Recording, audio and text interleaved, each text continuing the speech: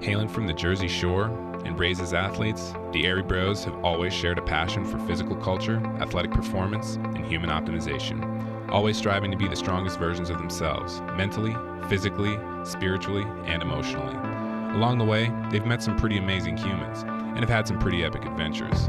The intention of Airey Bros Radio is to showcase these amazing people and the impact that they've had on them, and to share tips, tricks, and hacks so that you can win each day, every day.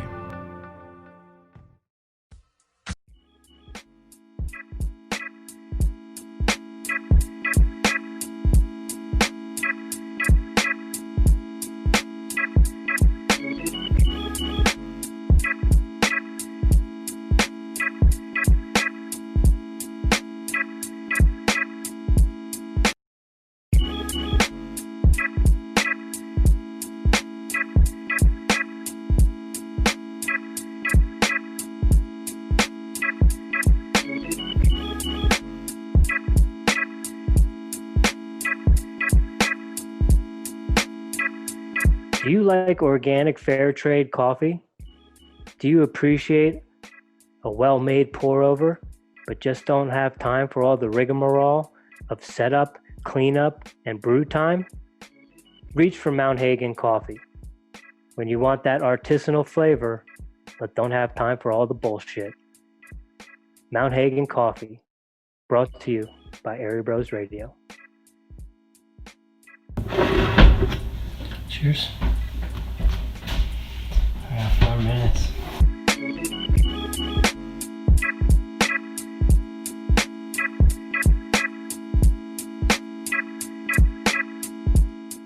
So, as I was digging into some of my research for the podcast, I saw in, I believe, 2008 or 2009, you did a documentary on global pandemic flu. And just so happens that's kind of what we're going through right now. So what are your thoughts on all this? Did you kind of foresee something like this coming, and you thought it was going to come a little bit sooner? Well, interestingly enough, I started that film with Tommy Thompson, who was just a former presidential candidate at the time. He 4-term governor, and he just got done being the Secretary of Health and Human Services. So he orchestrated for the film to be done with the CDC, the FDA, the nation's top virologists. We got started making this documentary, and H1N1 breaks out right in the middle of it. So timing was interesting. The film was looking at what's the truth about pandemic flu, and it said, we're going to have a pandemic, and we're going to have some bad ones too. I mean, it cycles through. Those things happen. But it also looked at, what do you do? Like how do you prepare for it as an individual, as a family? And it went a lot into masks. And this has been hard to watch, because what's being told by the population, to the population now, by CDC, by all the governors and everyone else, is completely a 180 from everything that film covered, from what all the experts said in the film. And so it's been I've kept my mouth shut about it. I've been very frustrated, because the film showed that the general mask, the general face mask, the kind that people wear, the surgical face mask and all that stuff, it does absolutely zippo for a virus, protecting that person from you. And it does nothing from protecting you from someone else. It's just, they're too small. If you talk loudly, sing, cough, sneeze, the pressure, it'll just launch it right out of there. So, and then the gaps that are there, it's a vector. I mean, you're just pulling it in as you breathe. So people say, oh, it's better than nothing. I go, well, you could also not step on any cracks or walk under a ladder, or, don't go in the path of a black cat. We could do those things too. But we got to understand, we are dealing with just soundly disproven science, and we're telling everybody this is the solution. And it was hard. They said, okay, everyone stay indoors. And I thought, well, what's going to happen when we go outdoors? Well, Florida, I live in that state right now. We got out first, along with Texas, and well, look what's happening. whoa. I mean, it's going to keep happening. Basically, anyone's going to die from this thing is going to die. It's going to get to you before. You're better off to be very healthy, strong immune system. But the information we've been spewing forth is wrong based on what they all stated a decade ago. And I've seen nothing scientifically to suggest it's not what they said before, which was an N95 respirator, appropriately fit tested, would block a virus from getting into you, but it still does not protect the person from you. Like I'm not sure of anything that protects something from you. And my understanding is this whole thing with the mask was, hey, you don't know if you're sick or not, so you got to wear a mask to protect someone from. And there's no standards. I mean, it's not gonna do anything. I don't know why we decided, and this gets into all the films that I've done. One of my frustrating points is we as a society don't listen to science, we don't listen to history, yet we teach it in school. And it's really frustrating because you'll learn the history, you'll learn the science and think, well, shouldn't we be doing this? No, not in this situation. and that's just how we operate. So you said they took a 180 turnaround from everything that they kind of suggested that they were going to do if something like this happened. What were their suggestions back when you made the film? Back when I made the film, there were 2 face masks that were N95 respirators that the FDA approved for the general use for the public. So they measure like 180 different size faces, as long as you're not having facial hair, that a normal American adult can put this thing on, don the face mask, and it would provide the protection that they think they need. Because normally an N95 respirator in a medical setting, a nurse would have to be fit tested. So they actually go through a test. They make sure that nothing's coming in, and that they know how to don the face mask. So what happened to those 2 general use N95 respirators? The day the CDC came out with this, when this came out, I went and looked online. This is early March, and I found that page. It was still there. That was there back when I was doing the film in 2009. That listed Pasteur Pharma and 3M both had 2 separate approved N95 respirators for the general use. These were respirators that would protect you, like actually would protect you from the virus. You could walk around wearing it and you're probably not going to have any problems.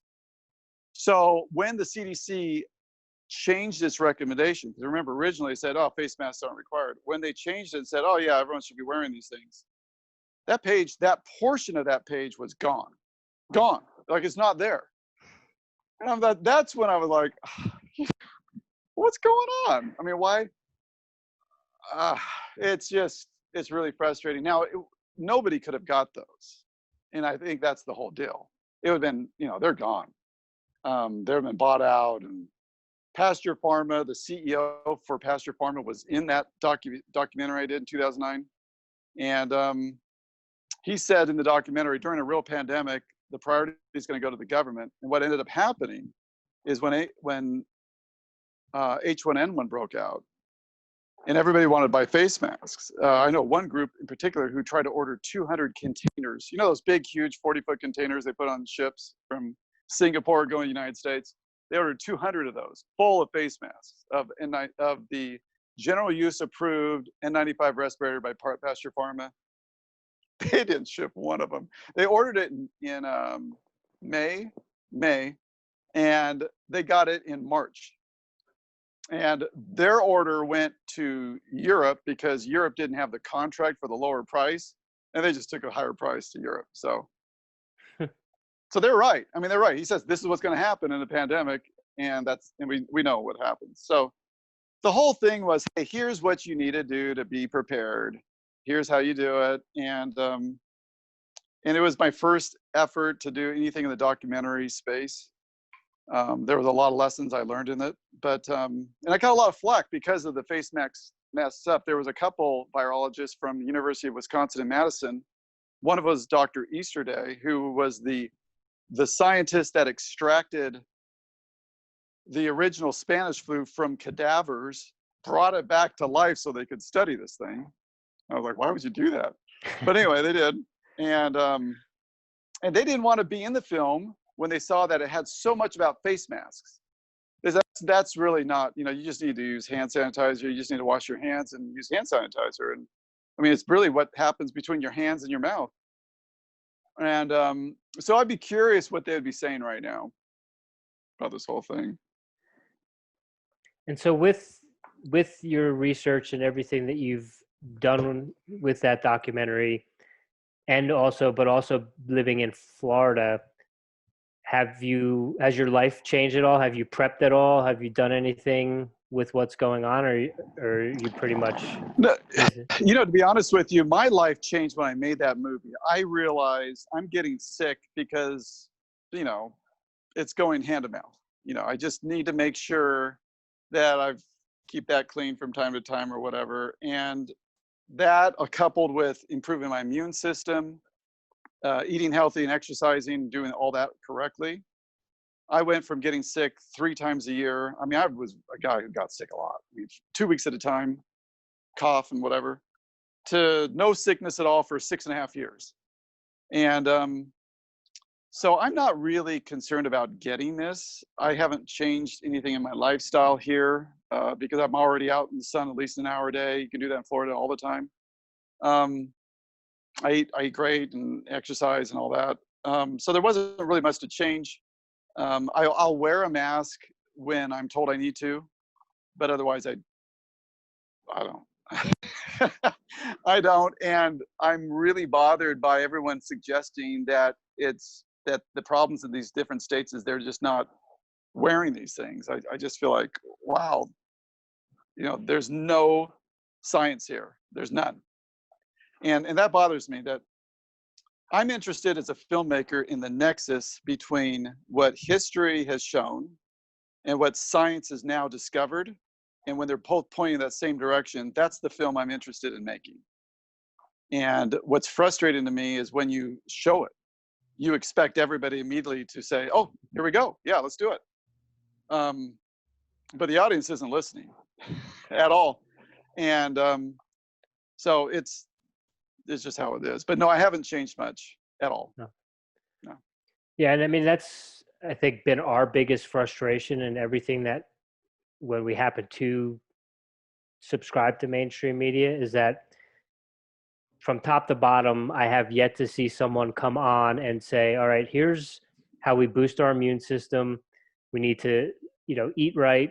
You know, we need to get exercise. We need to get outdoors. We need to get vitamin D. We need to drink clean water. There's no one, it's all about like this shot or when this vaccine is coming. And there's nothing about doing things. And in fact, in some places they were rating IV bars for doing B12 and vitamin C shots, you know, as, you know, claiming that they were, you know, combating COVID.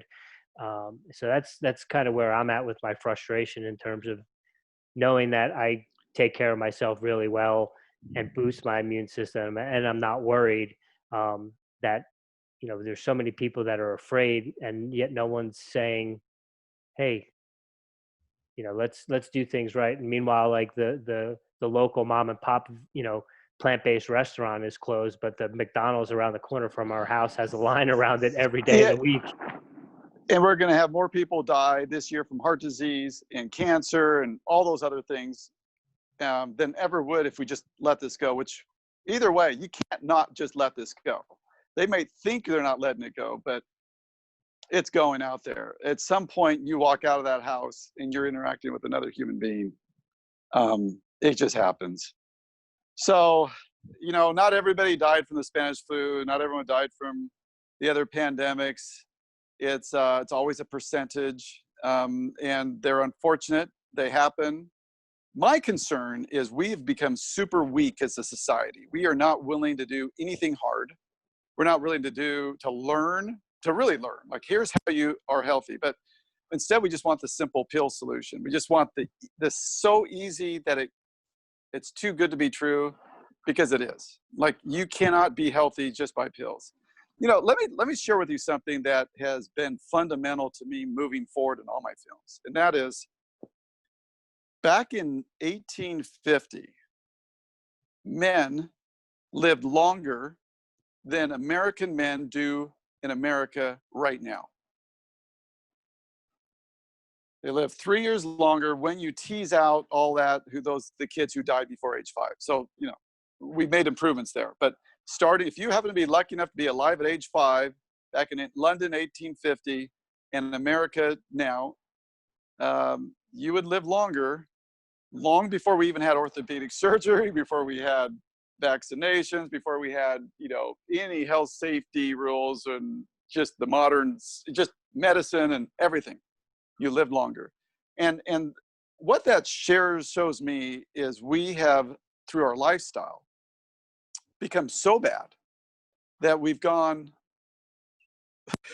that we're worse than, I mean, you know, cavemen probably would have lived longer. It's absolutely crazy when you actually look at real numbers. And when I read that study and I looked at this, I was like, I can't fathom what's happened, but I look at most Americans, how they live their life. And I could see why they're afraid of this pandemic, and I could see why more Americans are dying from it than other places in the world. We are a very unhealthy population.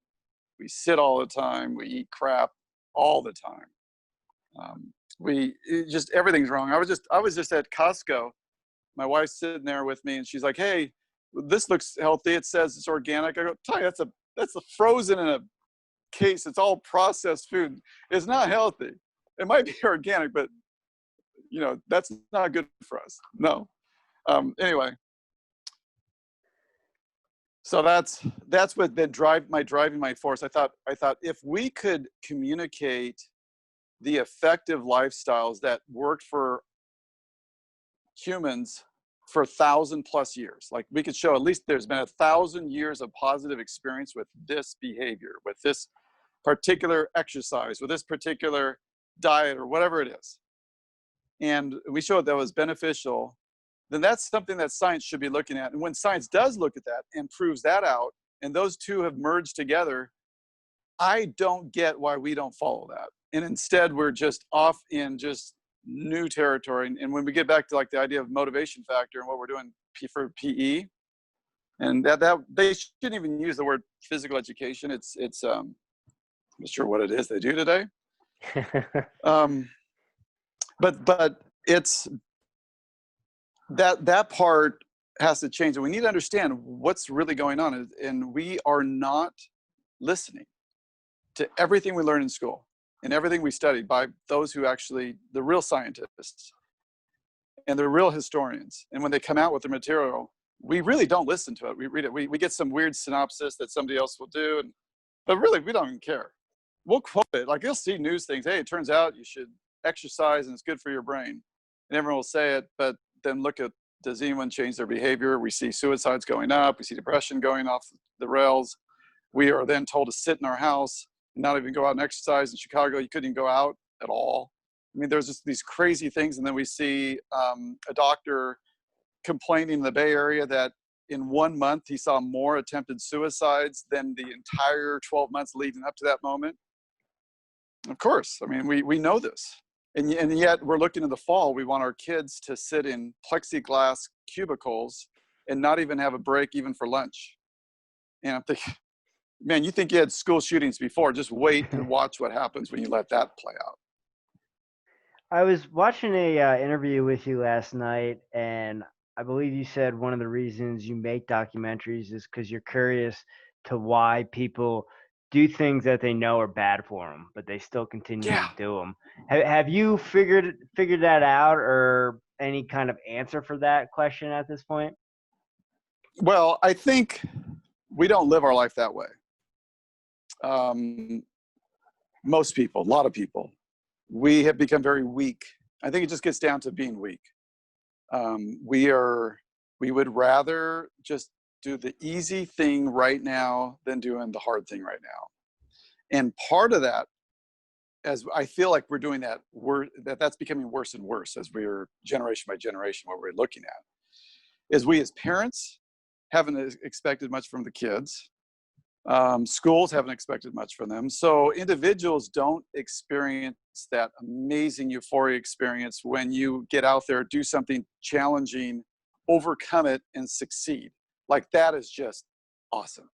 You know, I wouldn't be going out there making my own movies and doing all this stuff. I think people would think it's crazy when they look how much money it costs just to make them and do all this stuff and wondering, will anyone watch it and all that. If I hadn't done challenging things, you know, growing up, I figured it out. So I was blessed to have that. You know, I didn't grow up rich or anything else. Great upbringing. 2 parents that still love each other. They're 82 and 80, and they're very physically fit, have their own garden. My dad was doing kettlebell this morning, telling me about it. And he's got eating clubs and Persian meal, and he even has the Gata. I mean, he's stringing one of those, the mace. Pull-ups. He could still do, I think he does 15 bar dips, and he complains he no longer could do 25. He's 82. That's awesome. So I had some good parental upbringing, because really we talk about all the different things you could be given in life. There's really nothing better than your parents and how they bring you up. And everybody has a different experience, even in the same family. But I think we're just choosing the easy path, and I know we are as individuals, and we're doing it even in the representation government, our legislatures, the Congress, the national debt, and the national deficit. I guess the deficit's really the problem, not the debt. The deficit's what's creating our debt issue. But it is so bad. It is so bad. And I show that in these films. I say, hey, if we can get this part under control, and we're doing diet and exercise and sleep correctly, you know, and the other lifestyle activities, 80% of all the healthcare costs go away. And I showed that the entire national debt would be zero today if we, starting in 95, just didn't incur the preventable diseases, the ones that we already know we wouldn't get if we just behaved with these lifestyles. And so the national debt is my driving force. I mean, that is my number, what does it. If you look at all my films, they always seem to tie back to that, because that will actually bring us down. At some point, you financially just can't keep going. And before we had the COVID-19, before we just added those trillions of dollars to our national deficit, the Committee for a Responsible Budget, Mae McGinnis, she was in the film I did called Power Zero, Mae McGinnis and their committee, they looked at how could we solve our deficit problem, just the deficit, the 1.3 trillion, that's it, which is projected every year for the next 10 years. What do we need to do with taxes? And can we just tax the rich and solve the problem? So they looked at, what if we tax just people who make more than $400,000 a year? What would their tax rate would need to be? And the answer came back 102%. So imagine going to LeBron James, makes $100 million a year, and say, hey, LeBron, we're going to take all of your money and you're going to sell 2% of your assets. He'd be like, that reminds me of something a long time ago. No, that's not going to work. And so that won't work, and nobody would work. And so they said, okay, well, now let's go down to 250,000. It was like 90%, which wouldn't work. In the state of California, you're still paying 13% on top of it, so you're still over 100. So then you go down to 150,000. Now, this is getting into most of America, a lot of America, all of California and everything. So many states, so many people make 150,000, at least together, if they're married or whatever. And the tax rate would have to be still slightly over 80%. This is just to deal with the national deficit, okay? This is before COVID-19 happened, and the income tax revenue they're not going to be getting, because we're all sitting in our houses for a couple months and everything that's going on right now in the economy, and the things they threw on the deficit and what the Fed's done and everything. So that's a scary number. So they're like, okay, what do we need to do if we just shared it with everybody? And the answer was 52% tax rate. 52%. So you're a person who works at McDonald's and you're making minimum wage. Let's say it's $10 an hour and you're in California or whatever. You're actually only making $5, actually a little bit less than that, $4.80. And then that's before state taxes, or that's before Social Security and everything else. You're not bringing home very much. And that's what has to happen before COVID-19, spread out over 10 years. to bring the deficit under control so that it wouldn't just spiral out of the way and take it away from us.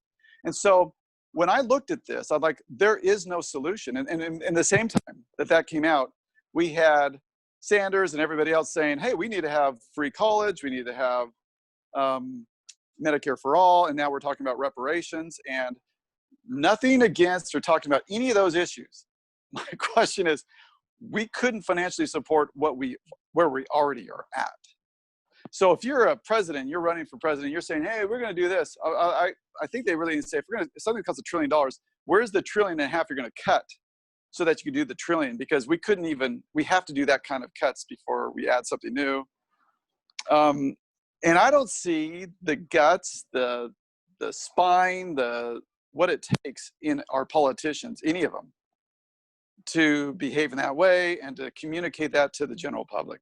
And so we just start right there. That's our financial foundation. And if we lose our solvency as a nation, which, we're on that path. And in the film, they were saying, I had congressmen saying this, we had governors, we had the nation's top economists. They all were saying it, that we're good for 5 years. This was before COVID-19. They said 10 years from now, that's where it gets scary. 2028, that was the year that they were looking at. If we don't change our behavior, we're going to change it then, because it'll be forced upon us. But the draconian cuts that will have to happen would be so painful. Like, nobody wants to live through that.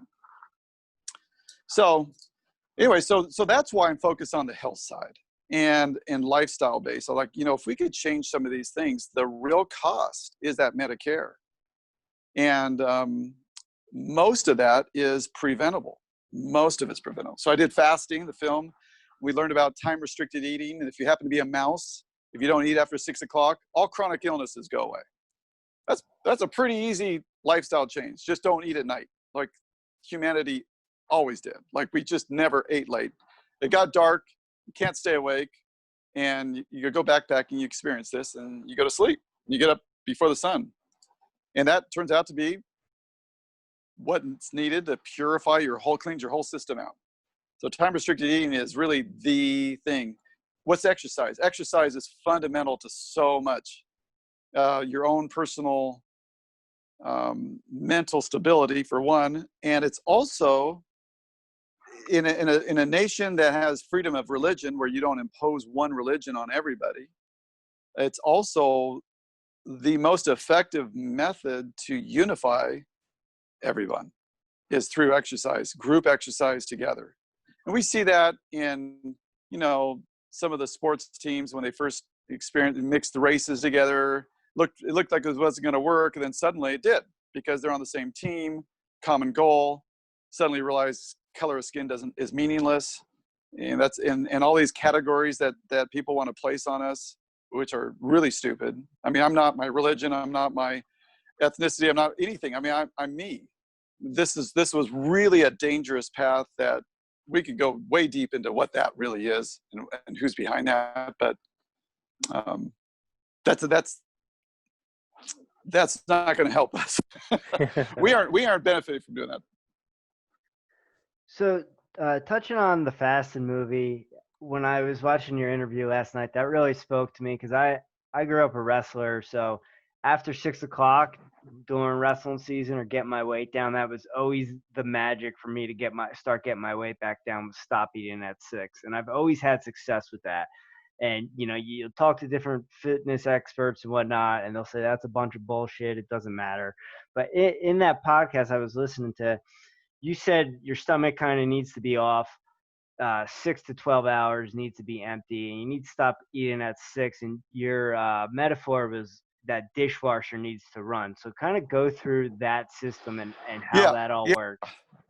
So it turns out that our body, it's super intelligent. Like, we're just kind of learning about it, but this thing is amazing. It is designed to start a cleansing process. And it doesn't turn on until your gut's been empty for about 8 hours. So this is why you don't want to eat until the time you go to bed and eat again right when you wake up. Because after about 8 hours, this cleansing cycle takes place. And it's like a dishwasher. It's going to go through It's going to clean out the gut that's built up in your brain. It's going to take care of the precancerous cells that are going on. It's going to take care of your sugars, your livers, all that stuff cleanses out so that you're not going to see high blood pressure, you're not going to see pre-diabetes, sugar problems. All that is cleansed out. It's a super simple thing, but it just has to be a 12-hour process. I mean, there's no way to shortcut that. You've got to have an empty gut for 12 hours a day. You have to. If you don't, then you're playing with fire, and it's going to catch up to your body eventually, and it does. And then we see this happen to people. But it's amazing how fast you can turn it off. 2 weeks, we've seen blood pressures drop from like 160 down to 120 or 130 in 2 weeks of time-restricted eating. And that's science. So these people who say it's a bunch of bull, you know, the problem they have is the data, is the actual scientific data. They've looked at humans, they've looked at mice, they've done these studies, and they say, look, this is what happens. But it's not just food, it's also light. So, you know, originally we were looking at the light impact of our brain, and we learned certain things about our body. In the 1970s, they did a test, and they gave someone a sugar bolus. So they gave him some orange juice, and at 9 o'clock at night and 9 o'clock in the morning, they had a diabetic and they had a non-diabetic. 9 o'clock in the morning, the non-diabetic takes the orange juice, his sugar goes up and quickly comes right back down. The diabetic takes it, and it takes a long time for that thing to go back down. 9 o'clock at night, 12 hours later, they do the exact same thing. It matches perfectly. The diabetic and the normal healthy person, it goes up and it takes forever to come back down. Why? Because the pancreas stopped working at 7 at night. It just does. It's like the body can't have everything keep running. If you turn your car engine on, the big difference between our cars that we buy at the car lot and professional race cars, those professional race cars are tuned to the ability to be right there next to red line for hours at a time, going 200 miles an hour. Yeah, your car might be able to go 200, but try it for longer than 5 minutes and see what happens. It just won't be able to handle it. And so our human body, we can get by every now and again when we really need to. We could eat late, we go out and hunt, we could do whatever we're going to do, but we can't do it every day. And we have been, and we're eating later and later, and we're staying up later and later. We're having the bright lights later and later, and it's wreaking havoc on our entire circadian rhythm of our system. So all the body clocks that are designed to work interconnectedly in a very efficient way, that are designed to basically free us of disease and problems, they can't turn on. They can't do their thing because everything's kind of, you know, all messed up. And so that's just becomes basic lifestyle changes. And that's I think the biggest one I found of everything I've learned is not eating at night. And that's the thing I used to violate. I mean, my wife and I used to watch Friends or Office eating nachos at 9:30 at night. We did that all the time. And when I stopped doing that, I just watched my belly get nice back to shape and everything. I mean, it was amazing how things transform. Yeah, as Jimmy mentioned, we're both wrestlers, and for the longest time, you know, we thought maybe we had you know, borderline, you know, eating disorders, and then within the last, say, 5 to 10 years, fasting has become kind of a mainstream concept. Was it something that you were into before you did the documentary, or did the documentary kind of lead you down into that road of now doing it? Yeah, that documentary, I didn't do it with anybody else. It was 100% me. I was interested in it. I was doing it. I'd been doing intermittent fasting for about 18 months very successfully. I'd had experiences doing longer fasts, like at least 24-hour fast or whatever. And I had done that my whole life, you know, at least monthly. And so as I saw different, I was just doing it to learn, you know. This was actually while I was doing the motivation factor. I started just learning about it. And I just thought, once I saw the time restricted eating and what that did, that all chronic illnesses go away when you stop eating late, at least if you're a mouse. I thought, that's it. That's it. That's such a simple thing. We could move the needle for society by doing this one simple thing. And I got to tell you, it's really nice to know, or at least be pretty dang confident right now, I'm not going to get diabetes. I'm not getting heart disease. I don't have high blood pressure. I don't have any of these problems. And I'm not going to have those problems. And it's pretty good at preventing cancer prevention. It's not effective that I've seen so far at treating cancer. Treating cancer is a whole nother animal. And I would hate to I'm not even going to ever suggest something treats cancer, because I think I go into a whole nother area, and there's a lot of regulation there. Yeah, you don't want to get canceled. Yeah. And going more into the fasting, I also heard you speak about the fact that if you fast for 3 days, you can turn natural stem cells in your body on. And Yeah. you had a hurt elbow, and you kind of did an experiment in yourself. So just go into that. So this is something I haven't heard anyone really discuss. I do cover it in the film briefly, but I was treated with PRP, platelet-rich plasma, on my elbow, because I had an elbow that just wasn't rehealing after. When I was doing the motivation factor, I started doing pull-ups, and one of the guys that had done 38 pull-ups in the film when he was younger said his secret was every time he walked in and out of the door, he had a bar, in the doorway as a kid, him and his brother, and they would do 3 pull-ups every time they went in and out. But they're always going in and out. They're always doing 3 pull-ups, and it built this really big base. So I started doing that in my house. I mean, I was working at the time out of my bedroom for the short time while I was editing the Motivation Factor. And I'm just going in and out, doing it all the time. And I got pretty bored doing 3 in and out. And so I bumped it up to 5, bumped it up to 7. I thought, you know what, just do 10. So I was doing 10 in and out. And, I was doing it until I would go to bed. And sometimes it'd be 11 o'clock at night. I'm coming back in. I got to pop off 10 pull-ups. And I only did that 10 thing 1 week. And my elbow both of them started really hurting, but I didn't really seem to pay attention or see a correlation. And then I went camping for like just a day and a half. I came back and I was going back in, I grabbed that pull-up bar and I pulled up. First pull, boom, I ripped both of them. And I couldn't do anything. But within a matter of a few weeks, I can't remember which elbow was the bad one. It was my left one. My left one was my good one. My left one tightened right up. I felt it tightening up, and it got good, and I was fine. And I was doing inning clubs the whole time, and it didn't bother me, but my right one never healed. So after about 3 months, I happened to know these individuals who were really effective at stem cells and PRP and all that stuff, and they were kind of pioneers in the space. So they just did it for me, and they did it for free. And I got my elbow, I felt it tightening up in 3 days. They said what would happen. It would ache, and then they'd tighten it up.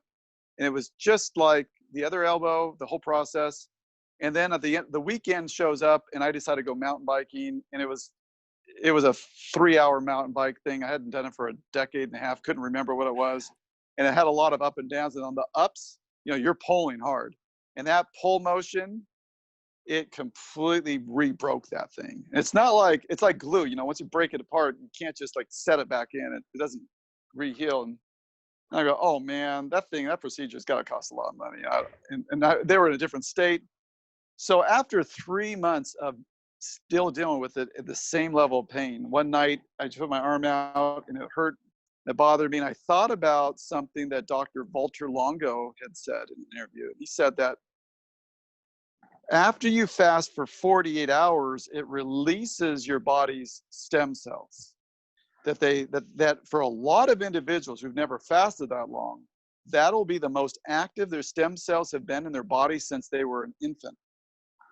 And they just start going out in almost a search and destroy mode or heal mode, and they'll find what needs to be repaired, and they'll just start repairing it. And so I thought, well, we got nothing to lose. So I started a fast. After day 3, I felt my arms start aching, just like that. And then I started feeling it tightening up. And this time I didn't do any clubs or anything. I waited. This was December, the fast. And I had a goal to do my first pull-up on my birthday in March. And Kevin Rail, who was in the Motivation Factor and in the movie Fasting, called me up on my birthday and said, hey, you said you're going to do a pull-up. I was all worried. And I went up there and no problem. It was good. And I'd say I was about 80, 90% there. By June, I was probably 95%. But it was almost a whole year and a half before I was 100%, which is what your stem cells do. It's if you understand how that process works. So I found it extremely exciting. For me personally, I was convinced. It's a one-person, and we haven't talked to anyone else, but I actually just finished a 4-day fast just now. I just had my first, steamed vegetable meal out of it. And because my right knee, I did a big, huge hike in the Rockies and, hurt my knee, and I wanted to go another hike and can't. So I said, I'm just going to do a 4-day fast here. And it's feeling good. It's, I'll feel the whole process going. And so I like that. I think it's a very inexpensive trial. You could try it and see if it works before you go out and spend a lot of money on any other option. And with those long fasts, are you just taking in water, or do you have like a window as to when you're hydrating and when you're not? I drink water when I'm hungry, and I just drink as much as I can in the morning. I often will put a little bit of sea salt in it, and sometimes I'll do something else, but not usually. I personally have done this so much that water works really well. There's no trigger to trigger my hunger. Day 3 is my most painful day. It used to be day 2. There's a transition where your body switches from living off the sugar, in your liver as opposed to your fat. And once you can start living off your fat, you become pretty dang comfortable. So for instance, I woke up this morning and there was no hunger, and I was super strong, felt great. Usually on a day 4 fast, I could do 25 bar dips, no problem. Normally when I'm out there, I'm doing like 15. So I'm stronger on day 4 of a fast than any other moment. But my cardio is not there because your organs, it's actually not a great idea to exercise much when you're doing an extended fast because you have a higher resting heart rate. Your blood pressure is higher. I mean, I'm just saying this because I've tested mine. I'm looking what happens. My resting heart rate this morning was 80 and it's normally 50. So, your body's doing stuff. It's working. And my blood pressure was 130 and normally it's 117. So those are just some of the things going on. So it's not a great idea to go out and really pound it hard when you're fasting, long fasts. And you do have some of your muscle eaten. I mean, it's living off your fat and it's living off your muscle. But when you refeed correctly, which is a 2-week process, all those cells come back and they're now brand new, healthy cells. And it's that process of regeneration, of replacing your older cells with brand new, healthy cells that interests me for, putting at bay disease and unnecessary aging and all that. And the other reason I always do a quarterly 4-day fast for me is I'm one of those guys that maybe it's the Irish background or whatever, got a lot of basal cell skin cancer stuff. I've had surgery here. I mean, you can see the scars. I've had stuff all over. It was almost every year from the time age 28 up to about age 40. So as I started doing this, I know, and also eating clean and also not putting, chemical-based suntan lotion on my face in the first place. All that went away. I haven't had any issues, and I'll have stuff grow, and I'll start seeing little things form on my face. I'll do a fast, and it's all gone at the end of the fast. And so you mentioned you just had your first meal post 4-day fast with steamed vegetables. Right. Do you subscribe to a plant-based lifestyle, or is that just as the reintroduction coming off of 4 days of not eating? Yeah, coming off of a fast, you don't want to have nuts. You don't want to have any, real meat, animal-based protein. I mean, you certainly don't want to have meat because it's just really difficult on your body to digest. You'll find that you gain all of your weight back in the first day and a half. All of it will come back, and your stomach will be the size of a, basketball, and you'll be very uncomfortable. I've done it.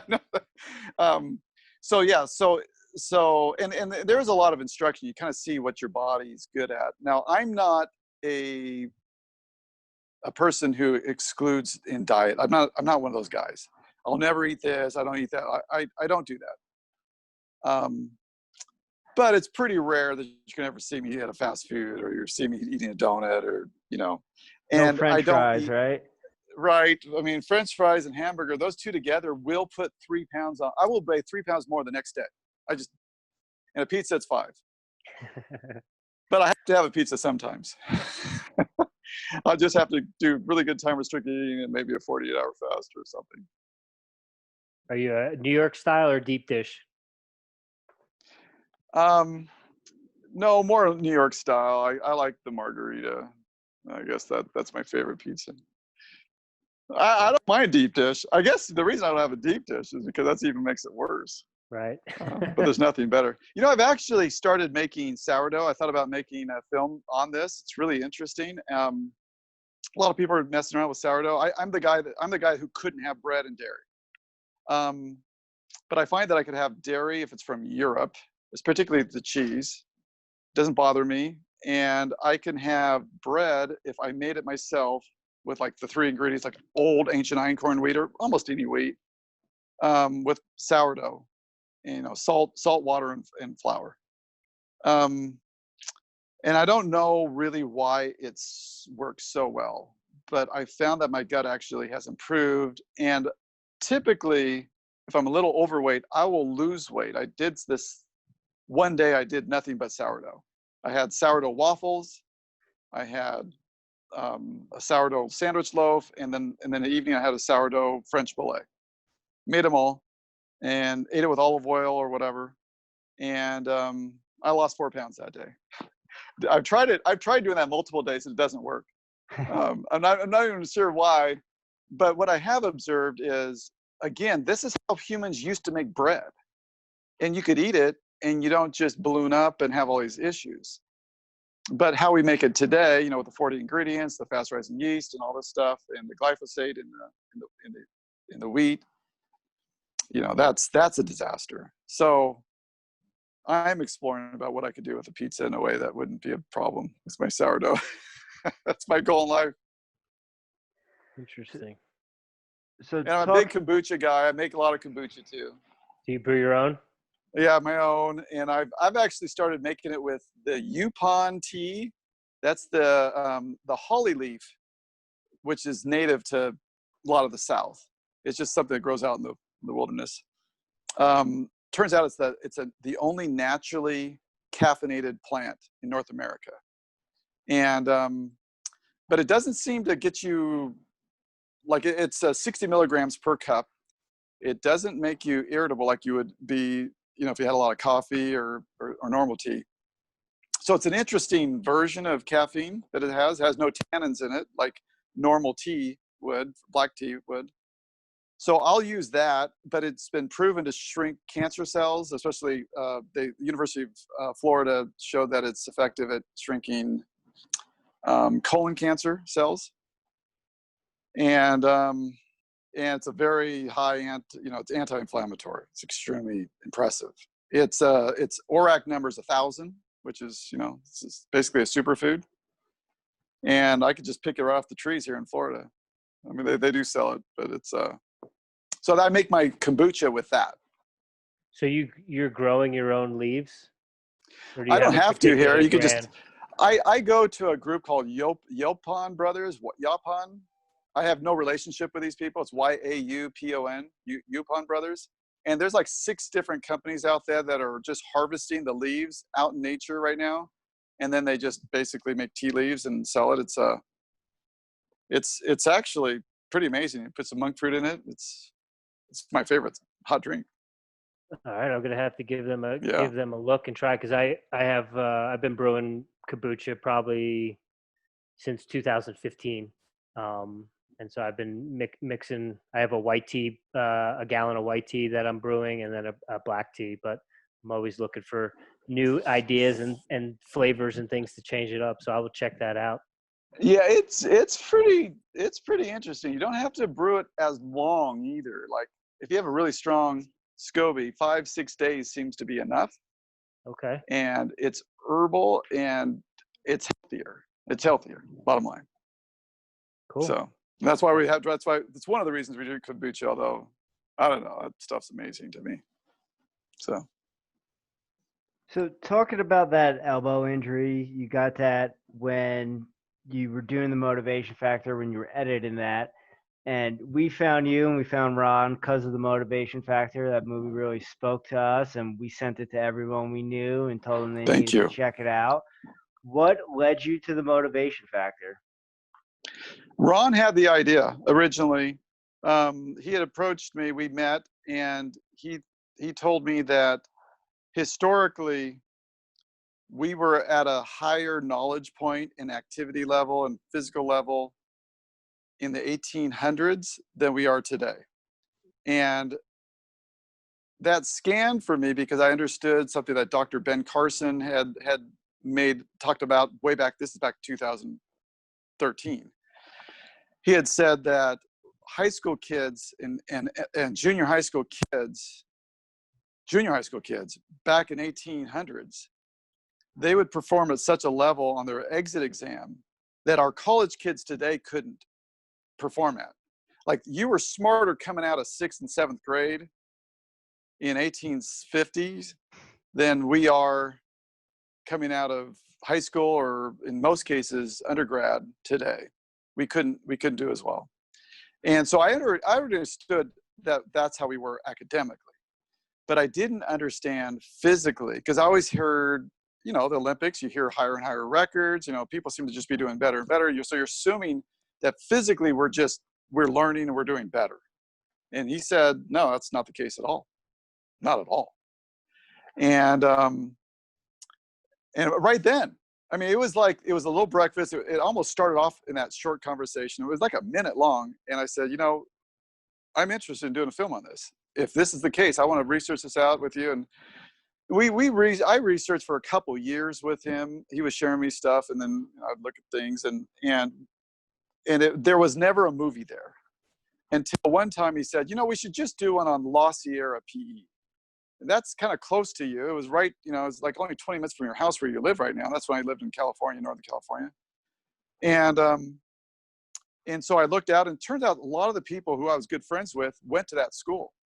And it was so easy for me to get 200 interviews. And the very first pre-call, before I even decided I was going to do this for sure, was to a gentleman who told the most amazing story. I'll share this with you, because this is why I made the movie.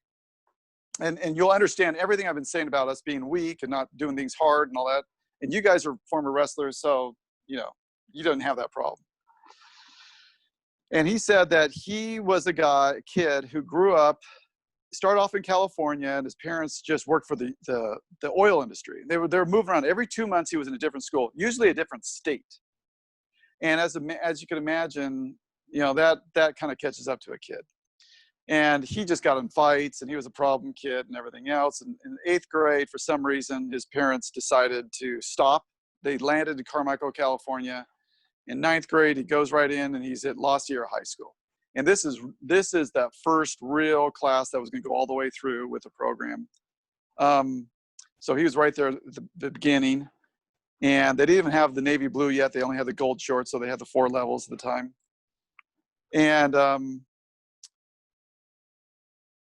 so he became pretty dang good as he was at it, because he liked being better than the other kids. And as he did it, one day he came up and he did like 11 pull-ups, and the coach, Stan Laprada, comes up to him and says, "That's amazing." And actually, what's the word he uses? That's tremendous. Tremendous was his word. That's tremendous. He says, "But I bet you could do 12. You could always do one more." Then he tells me, fast forward, after school, after college, or after high school, he goes into the military in some way, goes to boot camp. He's doing so well that they just yanked him out of there, and they had him start instructing because they were low on instructors. They had him start instructing.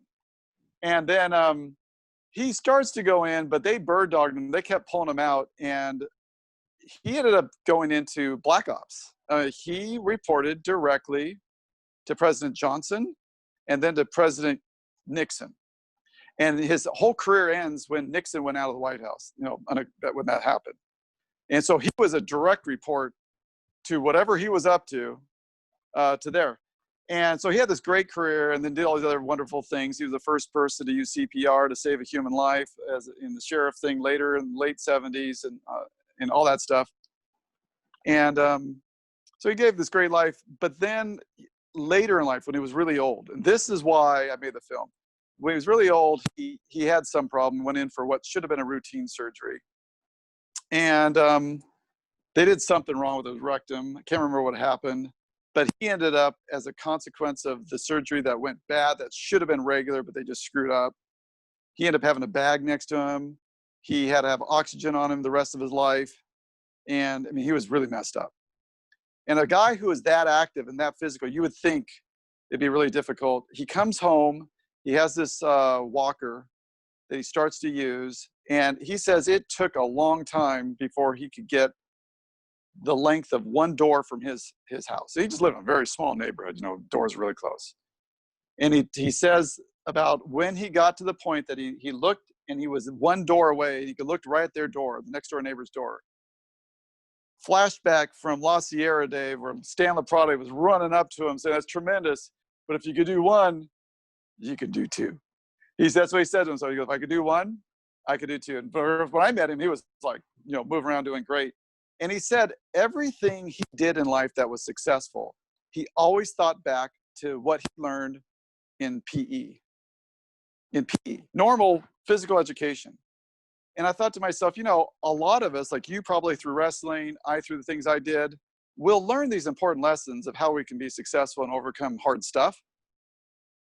But everybody learned it who was out there in that part of that PE program. And that's what we're missing right now in America. That's the missed opportunity. We could have all of our kids, not just united socially, where all that nonsense that some people are having troubles with wouldn't be a problem, but they would believe in themselves and you know, yeah, life happens and life's hard and it's challenging. And we are lying to our kids and we're doing a huge disservice to tell them anything different. We're not preparing them for the stuff they're really going to go through. You know, that's unconscionable, and it kind of infuriates me. But that was my motivation for the motivation factor. I thought this could change our country if we brought this back. Like this could change the youth. This could change so much where people are just giving up and they're becoming stimulant dependent when all that stuff could be happening by exercise to their brain instead and all that. Yeah, it was amazing. And when I lived in California, in Oceanside, California, down south, there was a middle school right by my house, and it had this unbelievable outdoor workout. You know, it had steel like rope climb poles. It had the parallel bars, something I'd never seen in at that point. I was like 35. And so I went home and did some Googling, and that's when I first discovered La Sierra. And just for some random reason, Jimmy and I were talking about it one night, and I went to pull it up to show him. And that's when the movie had popped up, and I was like, oh my gosh, you guys made a documentary about it. And as coaches, you know, the big takeaway from us was not only was it all inclusive physical education, but the emphasis on like the foot and the movement and movement patterns and how important that was. Man, I mean, everything from the first scene to the rolling credits, like everything resonated with what we do and what we try to present to people. And I mean, we've shared it with some family members that are educators, and they've shared it with their physical education teachers.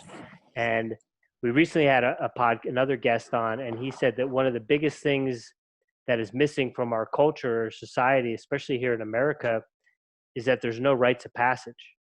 You know, and that kind of touches on what you said about we just don't do hard things anymore. And I think, as you said, we experience that because we've been athletes and we've pushed ourselves to do these things.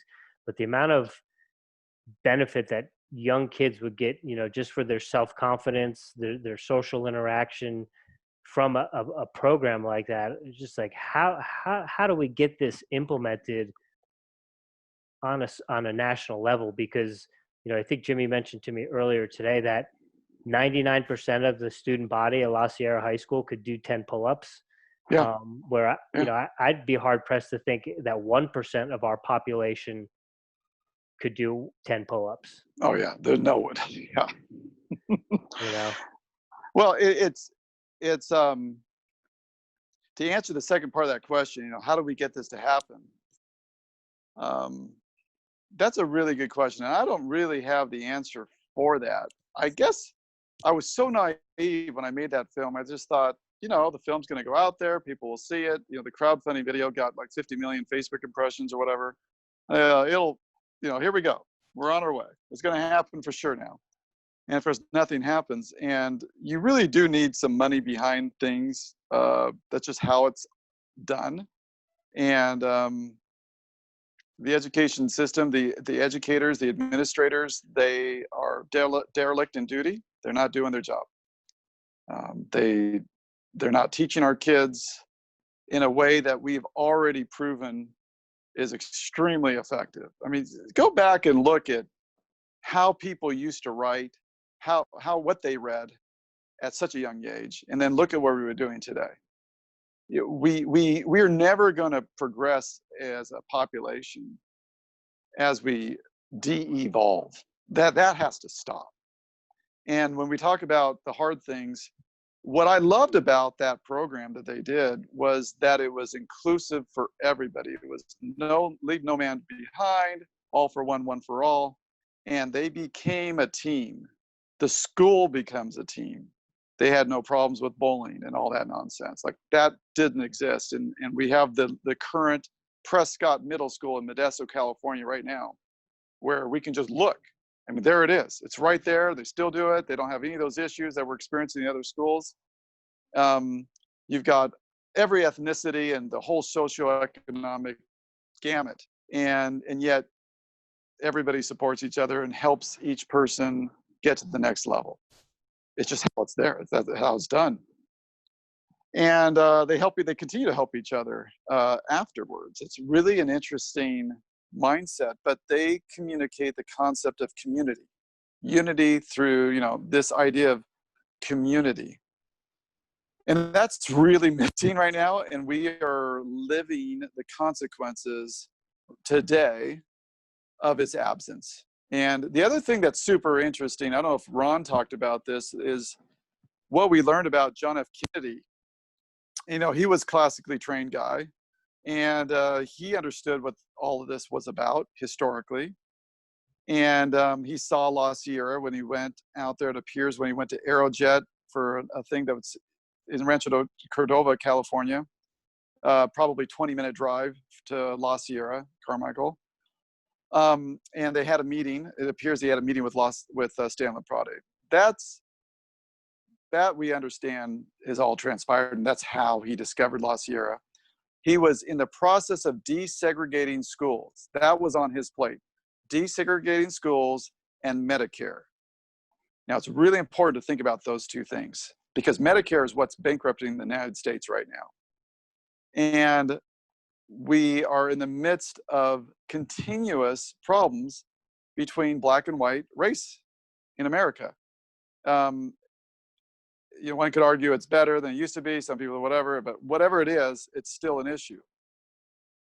There were some who felt, well, if we just had the different races in the same school, everything would work out. And a lot of people said, no, that actually is just going to, you know, that's going to be a recipe for disaster because of the inborn prejudices people have. You need to figure out how to overcome that. John F. Kennedy saw in La Sierra that you could unite the races by PE. You could also fix the Medicare problem if people took care of themselves, you know, the future Medicare problem. So he pushed for this and asked the whole country to follow it. And we didn't. It ended when he died. And until we go back to that, until we go back and do something pretty dang close to La Sierra High PE, and until the adults take on daily PE the right way and take care of their bodies, we will go bankrupt as a country, and we will continue to have unnecessary preschool level racial tensions with each other, which I was thankfully, I never subscribed to that mentally. I don't think of people in categories, but you know, people do. It happens. I mean, I live in Florida now. I don't see much right where I'm at, but you know, go some parts of the South, and it's definitely there. Yeah, I think one of the biggest things here is people take fitness for granted, and like Richie was saying, it is kind of a rite of passage to do these things, but people just think, oh, that's a dumb jock thing. I'm not doing sports. I don't need to be fit. But as you stated in this interview and throughout your movies, is it can help a lot of different things, health, the national debt, all that. So I want to thank you for bringing that to light and kind of, me and Richie talk about these things with people and they just shake our heads. Oh, they're two crazy hippies. They don't know what they're talking about. So I appreciate you putting that out there. And as I was looking at your resume, I'm a current film and television student at UC Denver. And I was looking that most of your films, you do everything. You do the cinematography, you do the writing, you do the production, directing. What is that like? Has it gotten easier as you've been making films, or is it just one of those things you got to devote all this time to it? Yeah, just kind of go into that. Well, most of my movies that I do, I at least like Ron Jones with me on Motivation Factor. I had David McKnight on The Power of Zero to help me. I've got a film that's going to be an expose that'll come out in a month, which I'm still not talking about. I had some experts there to kind of at least give me some professional guidance so that it stayed on track. But yeah, I do it all. And that came about initially because of necessity. When I did my first all by myself documentary, The Revenue Reserve, which was about commercial real estate and what goes wrong and all that. The only way that film was going to happen is if I did it all myself, because I didn't have a budget at all. Motivation Factor, we only got like 42,000, I think, total raised in the crowdfunding. You can't make a movie in 42,000. So again, you're doing it yourself. Fasting, I didn't even bother. I just did it. Which, by the way, all of these, well, those first two movies weren't that great. Fasting's done really well. Power of Zero did extremely well. This other thing I'm good. So some of them can do pretty dang well. But what's it like? There's some things that are easier. So while I'm filming, I'm thinking about my editing. I'm thinking about my shot. It's all just kind of in me. So it just flows. And when I'm interviewing, I'm thinking about how that's going to flow. I'm not doing it for somebody else. And your artistic expression is unfiltered because you're not working with someone else. So there's parts that I like. There's parts I absolutely hate. I mean, the truth is, I would like to start having more people help me on some of these things. I just got to become better at doing that. And I've done enough movies that I have a lot of different studios or television shows or whatever that they have offers out to me. They just want me to bring my next project to them, just write them a sentence and they said they'll fund it. But I look at their restrictions as far as what they want and who they're appealing to. And I'm not ready to do that yet. Like, I could see why an independent film is so unique. As opposed to the other stuff. So it's hard.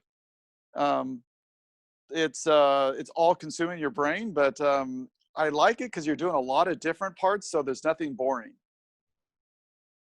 I hate marketing my film though. That I'm honestly no good at, and I just kind of put it out there. So out of the writing, the cinematography, production, what is your favorite part, and what is that least favorite part? My least favorite part is editing, Okay. for sure, because at least how I've made my films before, I just went out there and just started filming everything, and then I would decide I think I'm done, and I'd put it all in there. I just start listening to everything and putting it together, just somehow make a movie with all that stuff. And that mentally, emotionally is extremely challenging. At some point when I'm getting kind of close, I listen to everything and it's all my brain swimming there. I would then sequester myself to a cabin or somewhere for 5 straight days. And at the end of the 5 days, it has to be on the timeline. Something has to be there. And that is the most miserable, that week's the most miserable experience. And so now I'm actually doing pre-interviews with everybody first. like kind of like the Zoom call. And then I'll go edit it all out, and I'll actually write a script of everything. Then I write the B-roll script of everything, and I actually then go film it and shoot it like a movie, which presents more opportunity for me to involve others because there's some direction there and whatnot. And that'll save a ton of time in editing. I really, really like the interview. I love sitting with a person, learning from them. I'm not a guy that's politically dialed into a party and all that stuff. I believe that my job is to document and to just show a story, show, here's reality. And I think all of us can learn and benefit from each other when it's just that genuine. That's what it is, whatever it is. And it's helpful. It's very helpful. So that's my favorite part, is the interview and talking to the people.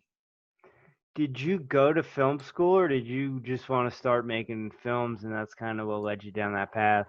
No, in the 90s, I actually was one of the top. I made more placements than any other technical recruiter in the country in 95. I understood how to track individuals based on their habits on the internet. This is pre anybody doing this stuff. This was all Unix-based, Archie, Veronica, Usenets, all early listservs, easy, long time ago, internet stuff. And I trained Apple, Sun, Microsoft, tons of major corps how to do this internet recruiting the way we were doing it then. And my daughter was born with a heart condition, and it meant I couldn't travel anymore, and I didn't want to go travel and show people how to do this stuff. And when I was in there one time for a surgery, they've been trying to recruit for 2 years, an orthopedic heart surgeon, and unsuccessfully. And I was like, man, 2 years, what kind of sorry recruiters you guys got here? So I switched over and I decided to do healthcare recruiting, but I knew I had to do something different. In that process, I had for 2 years, because I'm always consulting, I did a streaming media company, and we were really early doing full screen streaming in 99 and 2000. It had a huge problem because it went right into 2000 when the whole, we didn't know who the president was. Remember the missing Chads in the Miami-Dade County thing? Chad.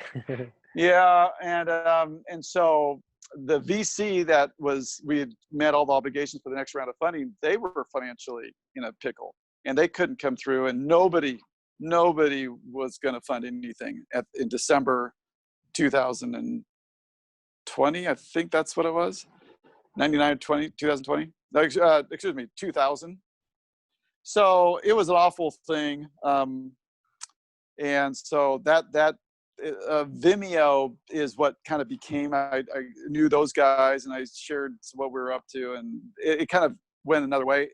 But I decided when I was doing that, I saw a recruiting video that Roadway did, and I knew the way they did it was awful. Like I watched it, like they're not appealing to the person. They're just about the company. Like nobody cares.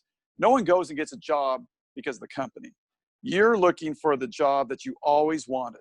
You want the job where they're finally going to appreciate you and your contributions.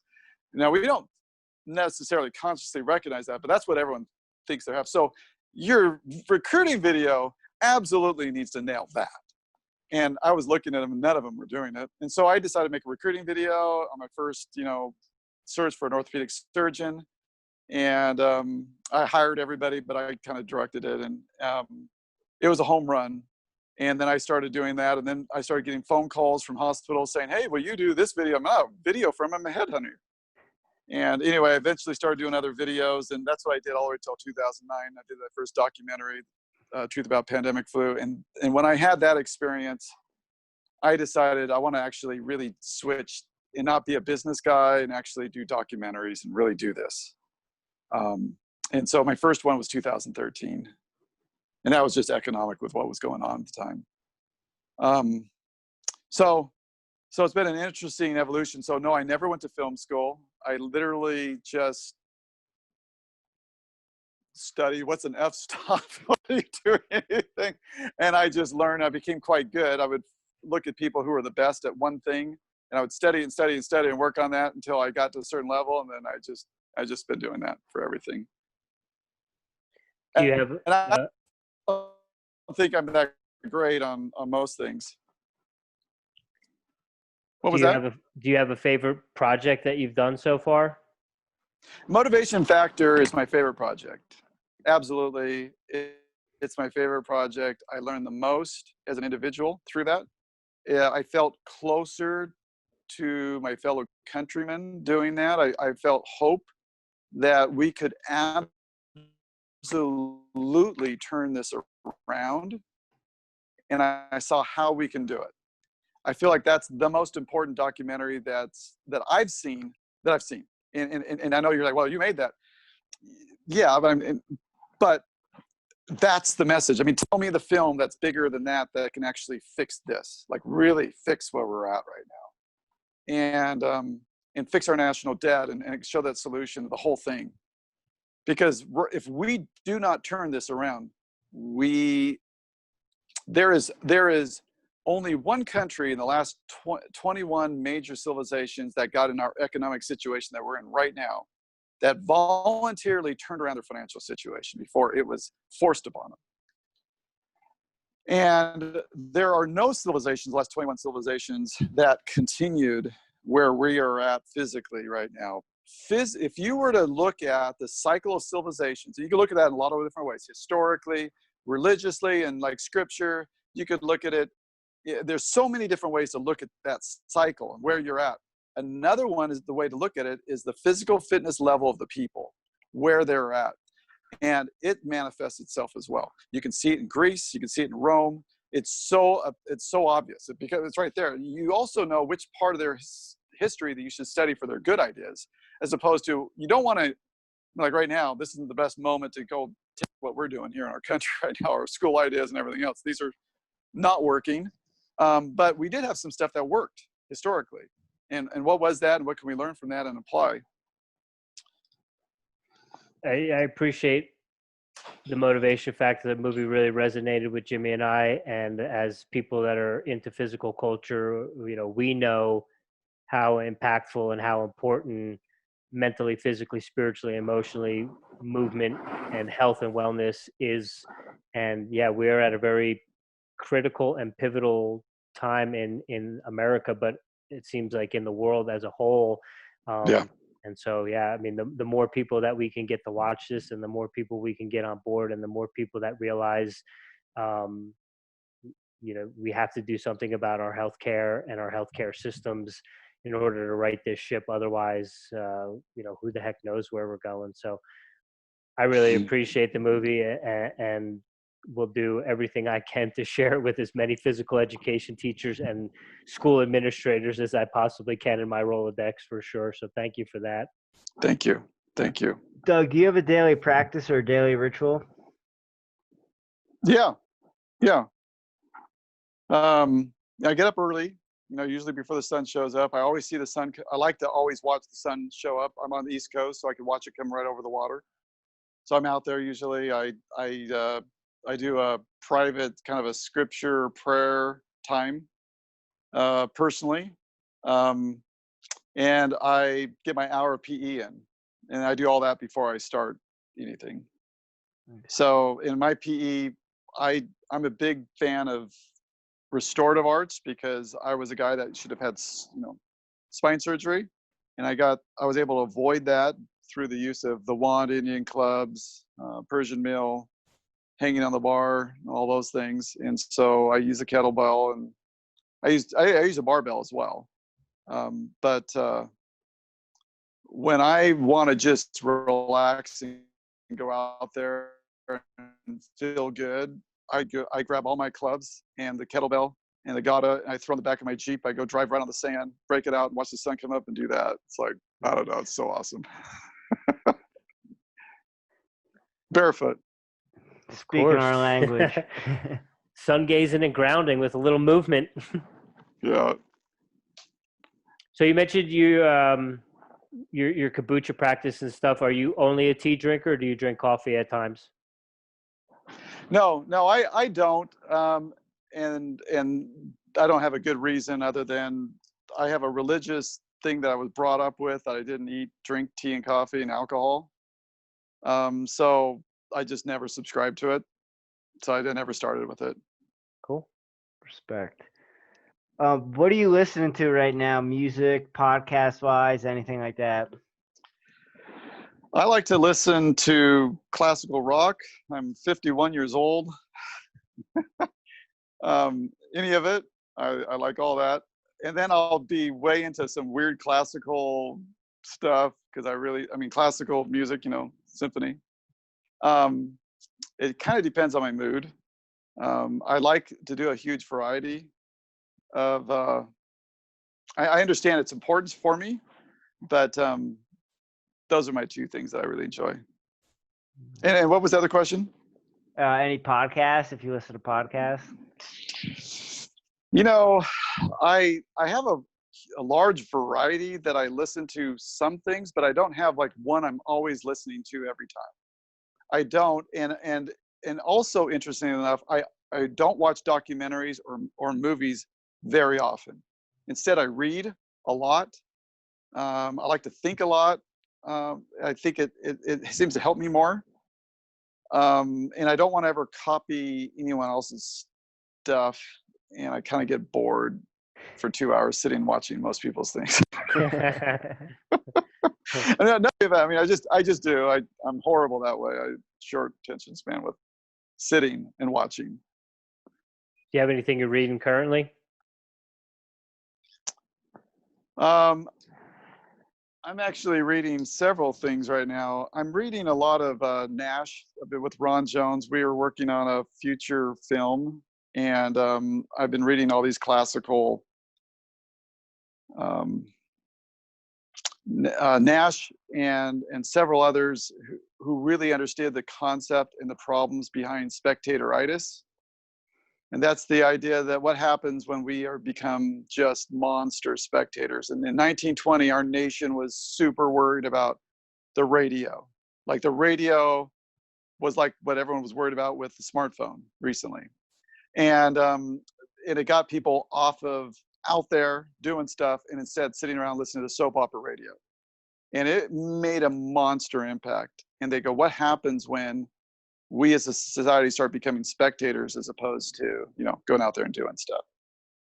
And so that led into this idea that Ron's done a lot of research on, great research, into leisure. What do we do in our free time? When your time's yours, what do you do? And if a person can't answer that question, they can't say, I mean, for me, I play a lot of different music. I do a lot of different things I come up with. But if they can't come up with something that they do as a hobby, just a basic hobby, and instead the hobby is being entertained, spectatoritis, there's a huge problem there. There's a monster problem. You're never regenerated and renewed and ready to go hit your work, because recreation used to be called recreation. That's what it was.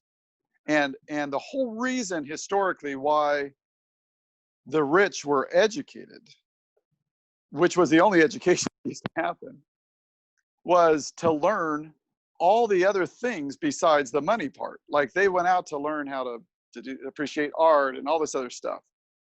And that enabled them to do what little bits they had to do for work. It was never about making money. And now our education, the whole focus is making money.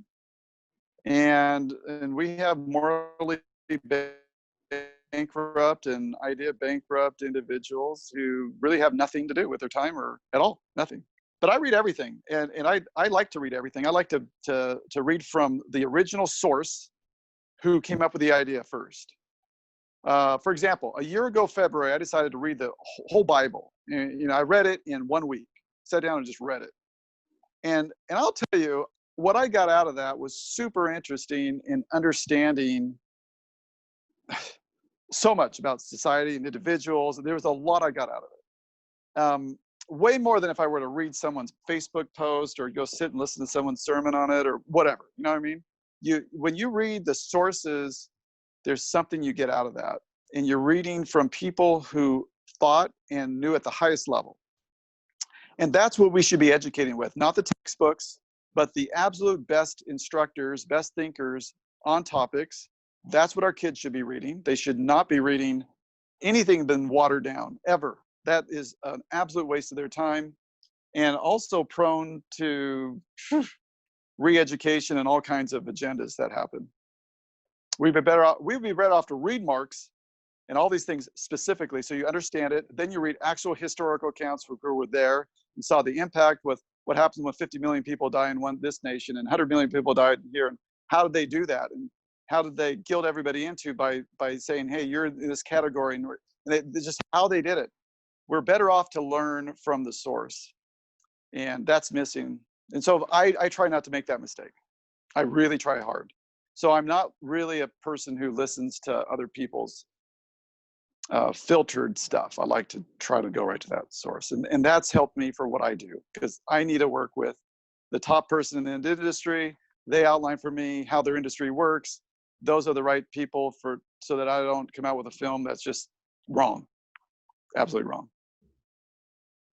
And so my last question would be, with being a documentary filmmaker and then what you just talked about, finding the original source, do you have a favorite conspiracy theory? Well, first off, conspiracies, what anciently was called secret combinations, are always happening. They're always happening. My current conspiracy theory is that our country, everything you see being driven right now, all of the conflict that you see, is a Marxist effort takeover. And I come up with that because you just look at how Marxism transpired in those other countries, the steps they took, those are the exact steps that we're in right now, the exact steps.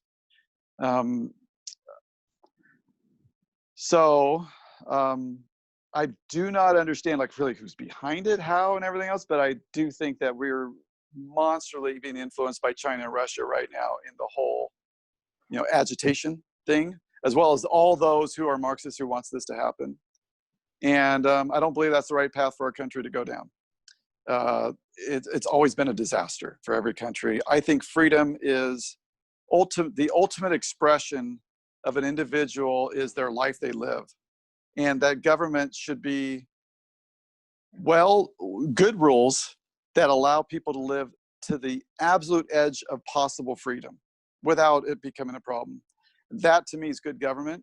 But with it comes, serious, changes. Like some people are going to blow it and some people are going to really take advantage of it. Some people have better gifts than others and all that. So this path that we're on right now that I'm seeing so many people want to go into, and I'm not politically affiliated to either party, just so you know, I got rid of that about 2006, primarily for what I do. I feel like I'm supposed to be the person who's, not tweaking. I mean, my movies are, I try the best I can to really show the story. And I think that people should be pretty open and even disclose, hey, I'm into this when they come out with more of their political agenda films. By the way, my films are all, the most recent ones are all being rated by the Motion Picture Association. Most documentaries are not. And the reason why is the first screen of whether they get to be rated or not is it a corporate video? Is it an infomercial? And most documentaries are. Most of them are.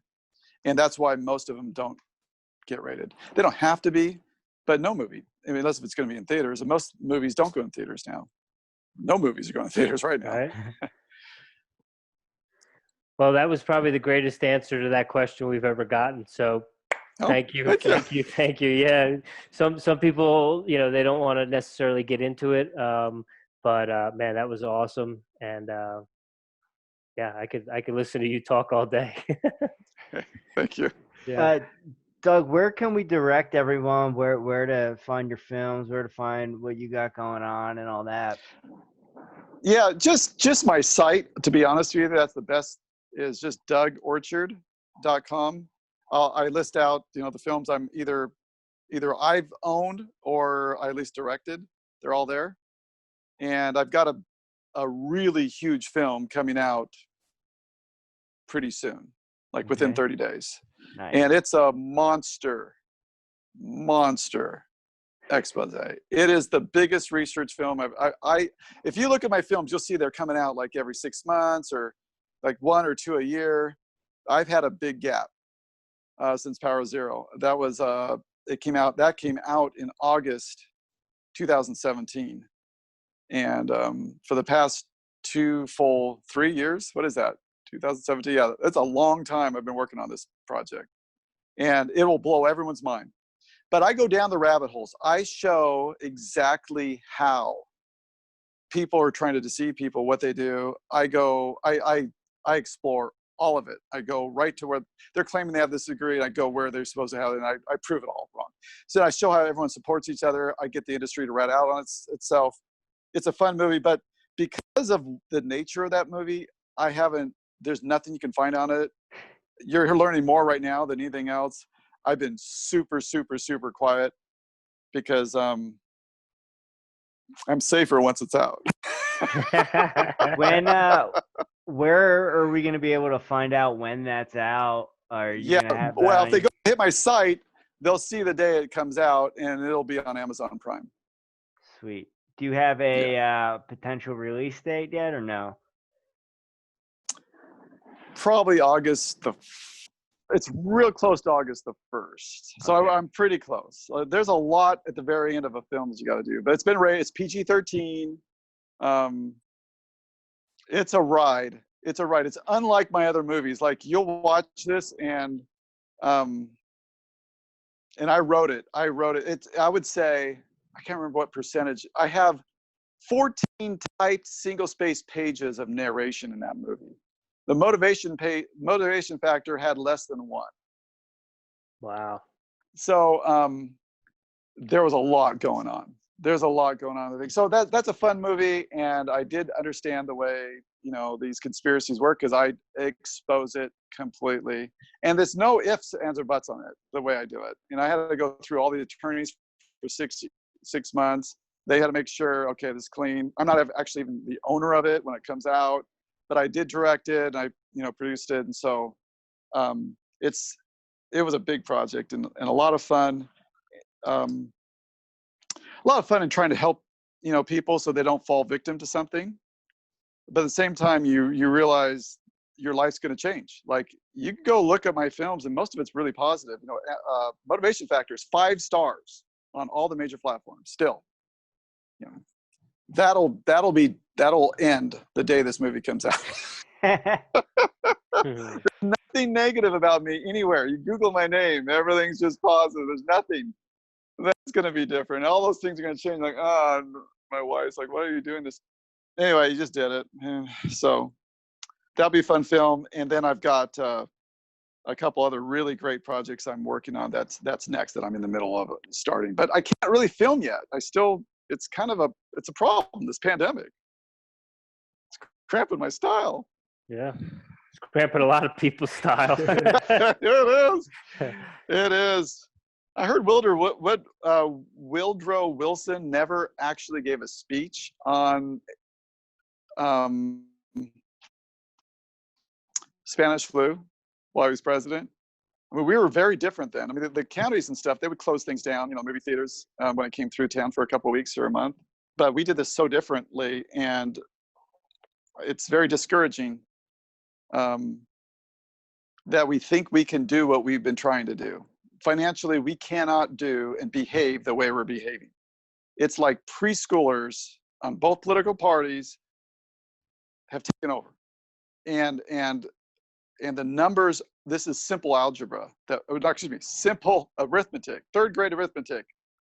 Anybody can grab the congressional budget off. You can go look at what the numbers are when they went through and what their projections are in 10 years from now. In 2009, after 2008, 2009, they projected that we would have a surplus of nearly $500 billion in 2018. Instead, we were negative $1 trillion. I mean, we're so off all the time. And even with all of that, their current projection in the next 10 years is almost to the brink. We can't do what we're doing. We have to absolutely change. And I hear nobody talking about it. Like, I don't know, how much do you hear about people talking about the debt and deficit? You bring that up, at least the people we talk about, they think we're crazy. I mean, I made this film, Power Zero, and it proves it. Like, it shows it. All these economists, and you look through it and you're thinking, how how could this not be happening? And we don't do this thing called fiscal gap accounting. We don't do this in America, but they do it in most of the, real countries in the world. And that is where you show on your books, not just what you owe historically, but your obligations. If you were to go try to get a house loan, they would want to know, what other loans do you have, right? What? Oh yeah, I promised I'm going to pay these people, $5,000 a month for the next 100 years or whatever. They would want to know that and calculate that in. We don't do that in our numbers. We don't do any fiscal gap accounting. So we don't show what Social Security's not on there. We don't show Medicare obligation. That's not on our books. That $27 trillion is a joke. 26 trillion is a joke. The real debt is over $212 trillion. If you want to factor in the gap of the pensions, and you want to factor in the gap of all the obligations we've made, we have a monster problem. And so you sit there and go, well, why aren't we doing the financial accounting right? And Lawrence Koplikoff, this professor out of Boston, who's a PhD and ran for president of the United States twice. He, well-known economist and works with economists all over the world. He got 20 of the Nobel laureates, economists in the United States, to sign off on this proposed budget resolution that Congress has to show fiscal gap accounting moving forward. And if you were to go look at how many Nobel laureate economists do we have? Well, you have about 20 of them. They all sign on, like almost every single one of them signed on. And he's got over 1,000 economists with every major university. They've all signed on. They all wrote and asked Congress to do this. Nope. And when I tried to make the movie, the people who sponsored the bill, the senators who sponsored the bill, I tried to get them in the film. They wouldn't even talk to me. Like, what? You guys were the ones who even sponsored it. So it was like, oh, we'll go through this motion. It's going to be DOA. And so they've ignored it. And why? Because we as citizens will not reward anybody who's fiscally responsible in America. So we're doing this individually. And we're the ones putting these people in office. We're the ones punishing them if they ever want to actually follow a real budget that's sustainable. And notice that I've never, ever mentioned, and never have, and never will, what they should be spending their money on. I don't even care what the money is for.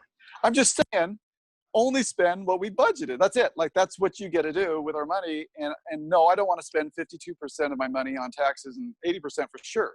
Like, that's crazy. So just looking at it right now, we're talking about a combination of probably raising taxes and significant spending cuts. Or we could change our lifestyle. We could actually behave healthy. And we could actually love being healthy. Well, that's something I would love. I want to be a healthy person. I want to be interested in other people. All that comes by effective lifestyle. It will never come by a pill or any other cheap, easy solution. And like you, that's what I want with my country. I want us to make that healthy change so that all the other stuff, which is just going to be fighting and no solution. And the way the America, we just sweep things under the rugs, With slavery, we could have bought everybody out. There was a proposal. We like to wait until things just hit this bubbling point where we have to deal with it. It's always a crisis mode. We're really bad, and then we're doing that same thing with our debt. So I've kind of given up on our government doing it, and I'm more interested in educating the population and say, look, let's just do this. Not force, not guilt, not all that, but let's just do this and fix our own problem. And we can do it without any government because they're not helping us. Let's just do it without them. So we can do it without them. And parents, by the way, need to watch The Motivation Factor and need to walk in and demand that they have real classical physical education, the kind that has the skeleton structure, the bones of that program have to be in there. And that is where everybody works together, supports each other to accomplish goals. It can't just be individual. It has to have an individual element, but it has to have the group success element too, where you're succeeding together too. Both have to be there for that to work. You do it secret sauce. Yeah, that's our motto here at Airey Bros. When everybody does better, everybody does better. Yeah. And whether it's the left or the right, both wings are attached to the same turkey. So they ain't looking out for us. We've got to look out for each other. And as a coach, I always said it was easy to get to the kids and get the kids to buy in, but you had to get to the parents to get the parents to buy in. So if we can educate the parents, it's going to trickle down, and it's easy to get the kids because kids like to be active. Kids would rather be outside moving around doing activities than sitting in a desk. So we just have to get mom and pop and everyone in the community involved. And we're going to continue to spread the message and keep fighting the good fight, and you keep doing the same. And we really appreciate your time this afternoon, and looking forward to that new one on August 1st. Hey, thank you very much. Thanks, guys. Appreciate it. You're welcome. Thank you. Have a good night, Doug. Thank you very much. You too. Take care.